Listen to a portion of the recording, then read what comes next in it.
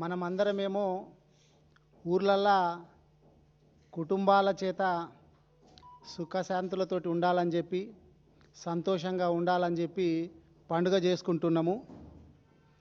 కానీ రేవంత్ రెడ్డి గారేమో జర్నలిస్టులను భయపెట్టే విధంగా పండుగ అని కూడా చూడకుండా అరెస్టులు చేసి భయభ్రాంతులకు గురి చేస్తున్నటువంటి పరిస్థితులు తెలంగాణ రాష్ట్రం లోపల కనిపిస్తున్నాయి.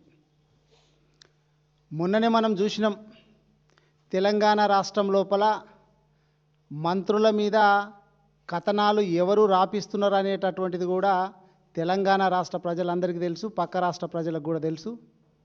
అదేగాక వాళ్ళ హైకమాండ్కి కూడా తెలుసు. మరిగా ఏం చేయాలా? కుడిదిలో పడ్డ ఎలుకలాగా రేవంత్ రెడ్డి గారి పరిస్థితి అయ్యింది.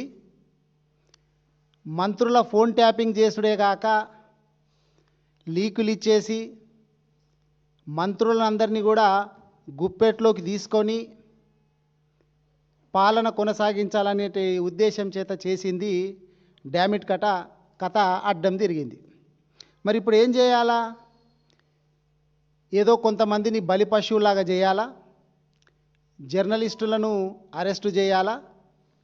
ఏదో సిట్ అనేటటువంటి ఒకటి కార్యక్రమం లాగా, అది సీరియల్స్ లాగా ఎక్కడెక్కడైతే కాలయాపన చేయాలనో అటువంటి వాటికి సిట్ ఏర్పాటు చేయాలనేటటువంటి ఉద్దేశాలు రేవంత్ రెడ్డి గారికి కనిపిస్తూ ఉన్నాయి.